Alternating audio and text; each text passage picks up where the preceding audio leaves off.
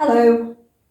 Last time in our Jesse Tree series, we heard about King David. And today we're going to hear about another king, and his name was Solomon.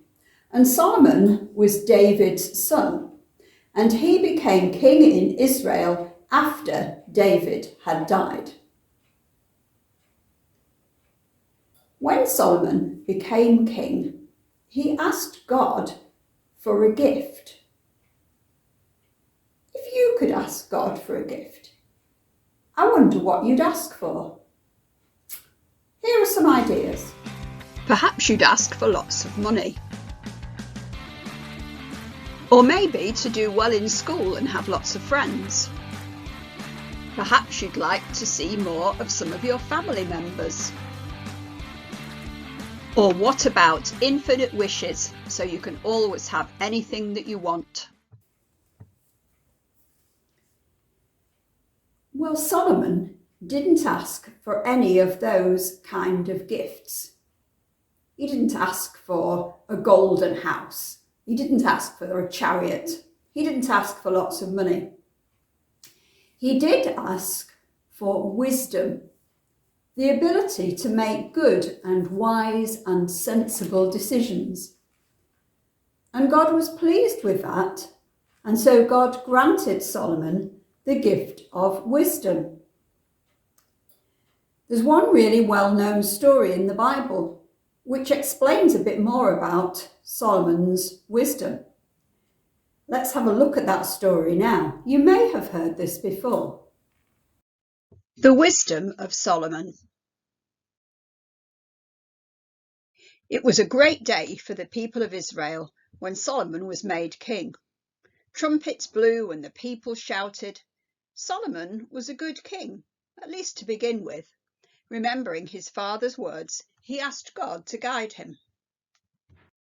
One night the Lord spoke to Solomon and said, "Ask what I shall give you." Solomon was filled with wonder, but he didn't hesitate. He told the Lord he wanted to be a good and faithful king like his father David, but he didn't know how to rule a great nation. So he asked God to give him wisdom, the wisdom to do what was right. God was pleased that Solomon had asked for wisdom rather than riches, and promised him great wisdom and an understanding heart. God also promised to bless Solomon with honor and wealth if he obeyed his commandments. One day, two women were brought into the court and stood before the king. They were crying and arguing. One was holding a baby in her arms. The other woman pointed to her. "This woman has taken my child," she said. "She rolled on her own baby in the night and smothered him. Then she took my child and put the dead one next to me." "That's not true," the second woman said.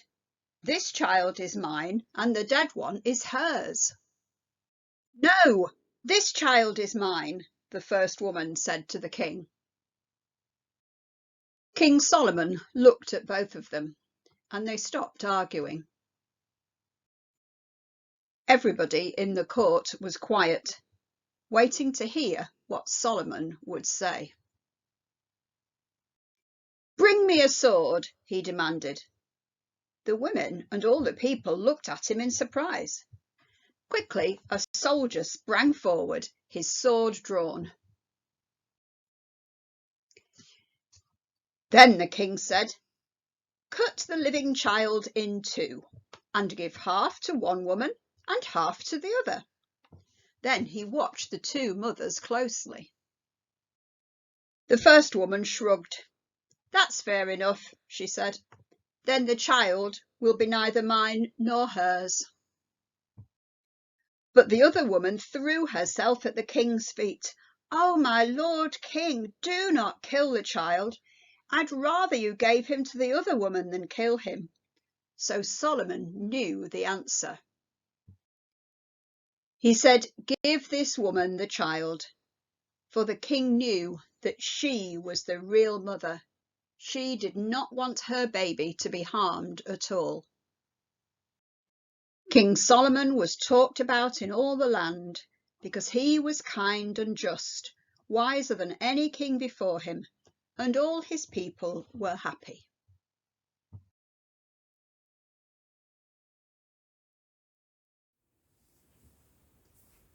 Today's object for our Jessie tree is a bag of money.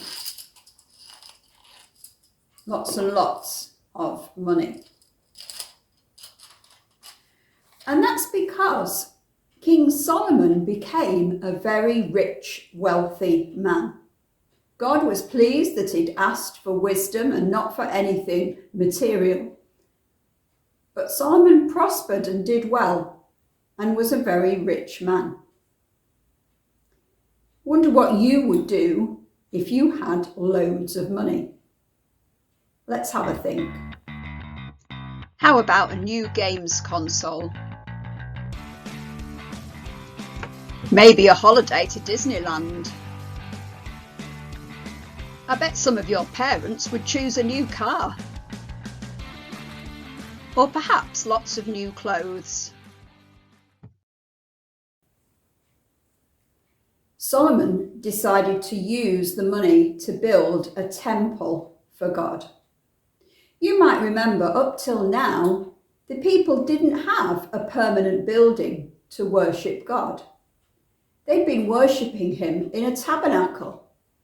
You might remember we looked at that story a couple of weeks ago. It was like a big tent.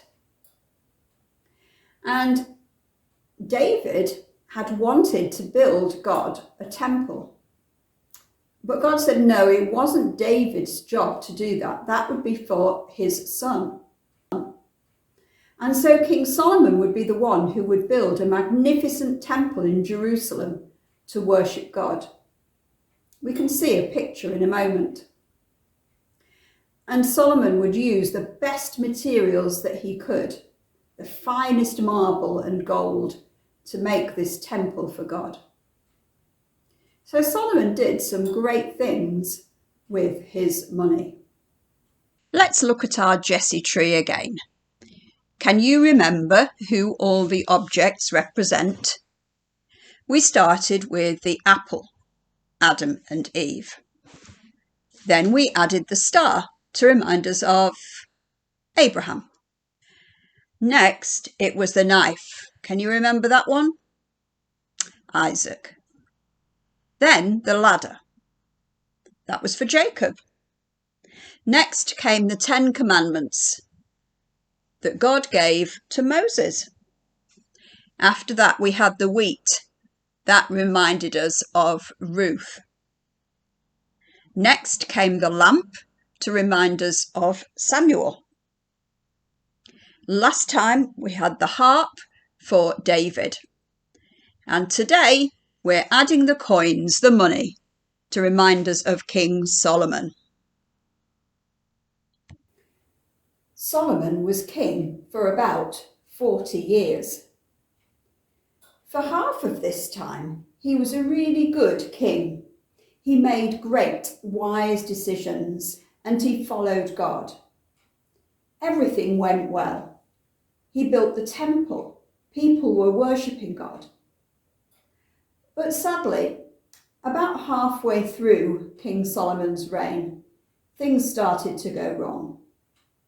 King Solomon turned away from God and he began to make bad decisions. He began to marry lots and lots of women.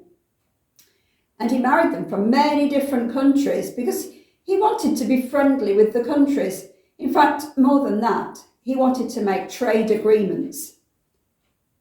And unfortunately, when he married all these other ladies, he started to worship their foreign gods too.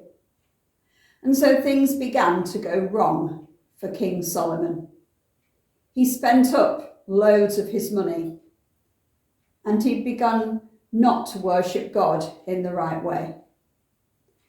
And so King Solomon's reign ends on quite a sad note. But next time we'll hear about somebody else with perhaps some better news. I wonder what we can learn from King Solomon's life. Do we always make wise decisions? I'm sure we don't, because we all make mistakes, don't we? But do we have people that we can trust to help us to make good choices and good decisions? Perhaps a parent, perhaps a teacher, perhaps an older friend or brother or sister. And for Christians, we believe that asking God for help when making decisions is the best thing to do. Let's finish with a prayer. Father God, please help us when we have to make difficult or tough choices. Help us to listen to advice. Help us to turn to you and to pray. Thank you that you will always be there for us. Please help us in everything that we have to do. Amen.